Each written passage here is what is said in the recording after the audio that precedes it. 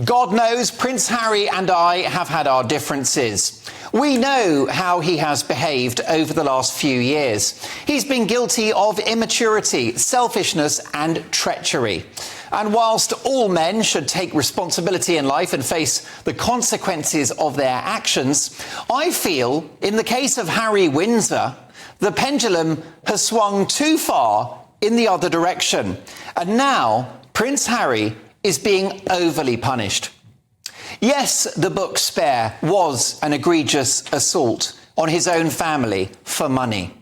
The Oprah Winfrey interview was a slander on our monarchy, particularly the wild accusation of racism on which the Sussexes later backtracked. Of course they did. The podcast interview in which Harry more or less said that Charles was a rubbish dad was needless and hurtful and untrue. Charles did his best under difficult circumstances. Harry shared intimate details about a fight with his own brother, which should have stayed behind four walls. He described his elegant and dignified stepmother, Queen Camilla, as dangerous and a villain. And he has waged a war on our world-renowned free press. There's nothing more unseemly than an out-of-touch wealthy aristocrat trying to silence our revered national newspaper titles. Who is Harry to do that? This is a man born into a world of untold privilege and fortune purely because he was conceived in the right womb. He won the uterus lottery, but he is not above scrutiny. And I've had a bit of heat for calling out Harry and Meghan in the past for their appalling behaviour. Well, forgive me for holding powerful public figures to account. I didn't realise that millionaire actresses and princes were the latest protected class. Well, they're not protected here. Not on my watch.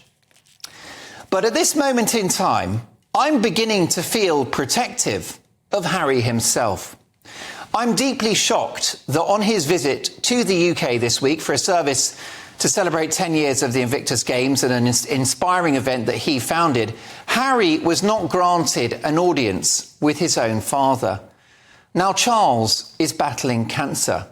How must Harry feel not to be able to give his own dad a hug and ask him about his progress? Harry might be old school, wanting to pop round with a bottle of Lucozade and a bag of grapes just to cheer the old man up.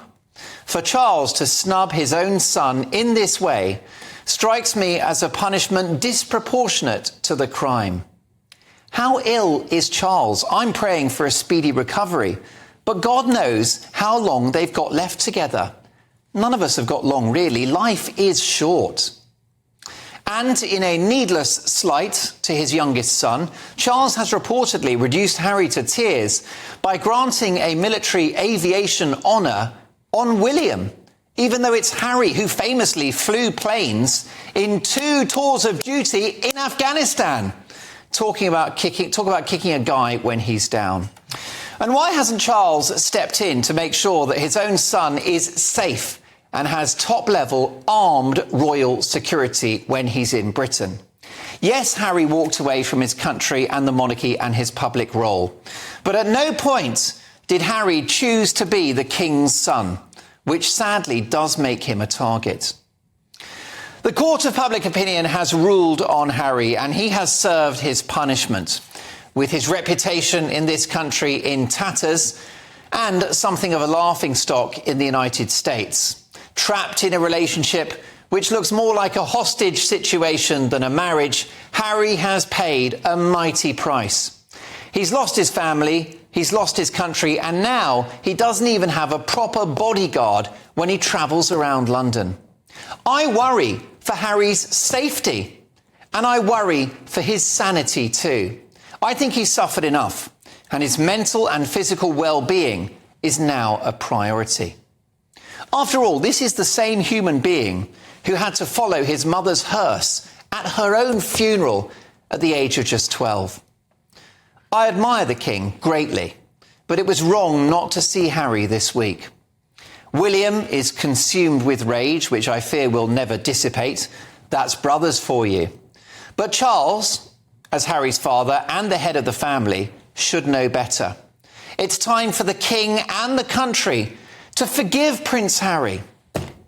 The war in Gaza is like a minor scuffle compared to what's happening in the royal family at the moment. My message to Charles is a simple one. Declare a ceasefire. Meet the enemy.